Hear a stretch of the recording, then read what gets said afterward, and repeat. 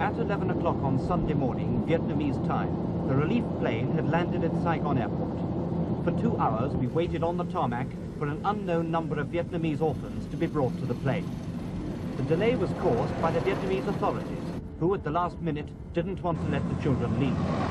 They'd been kept sitting in the buses in the sweltering midday sun for 2 hours. They arrived at the plane tired, frightened, and dehydrated. Just under 100 of them were carried or walked and limped to the plane. Several were half-caste, the unwanted byproducts of the American involvement in Vietnam. The editor of the Daily Mail, Mr. David English, was in overall charge of the charter. Some crippled children had received treatment in England through the Ockendon venture, whose leader, Mrs. Rennie Beach, doubts whether they should be taken from Vietnam permanently.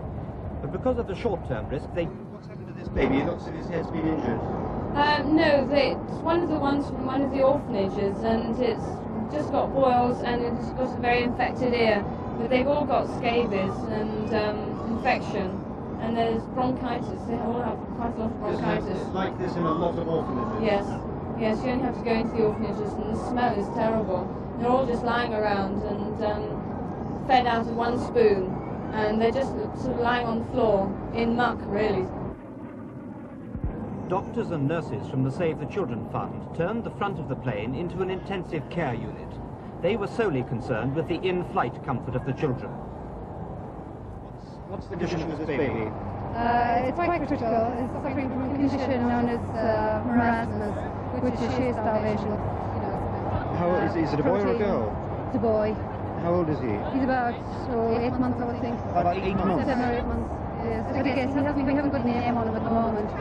And what can you do for him at the moment? Well, mainly fluids, and he is drinking. He's just taking 8 ounces, 6 ounces, and then followed by 2 ounces. He's having penicillin, and just to get him hydrated mainly, I think that would be... When you get back to England, you'll make a good recovery, will you? I think so, yes. In a month, you'll see a drastic change in him. On the way out to Saigon, some of the doctors and nurses in the team were wondering whether it was really right to take Vietnamese orphans away from their home country. And now that they've seen the condition of some of the worst ones here, they're convinced that it was right. But over the children who are not ill, controversy rages. Many argue they would be better left in Vietnam, particularly if the communists take over, because their social services can only be an improvement on the South. And if peace comes, the children's large families would eventually reclaim them.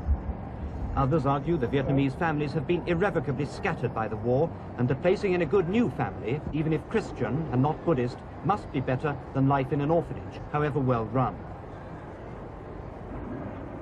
The Reverend Patrick Ashe, leader of the Project for Vietnam Orphans, is firmly committed to settling these children with Christian families.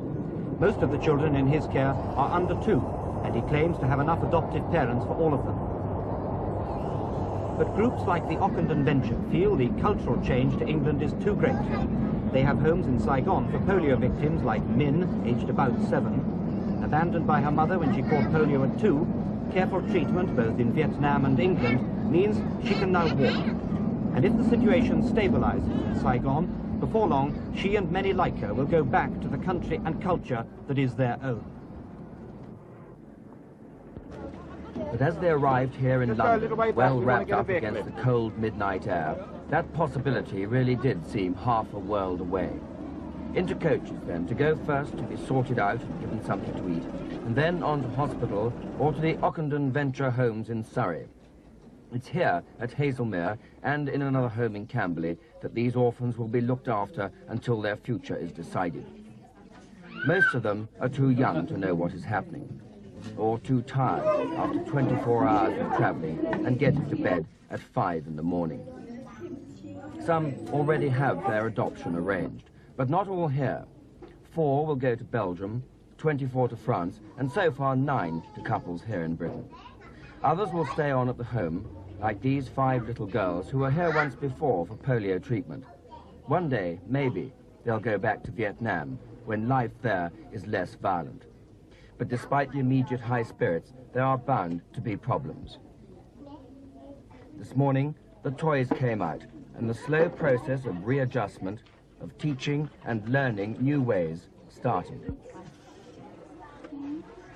The arguments for and against bringing these children here at all will undoubtedly go on, but hopefully well above the heads of these 99 children from Saigon. Desmond Hamill, News at 10, Haslemere in Surrey.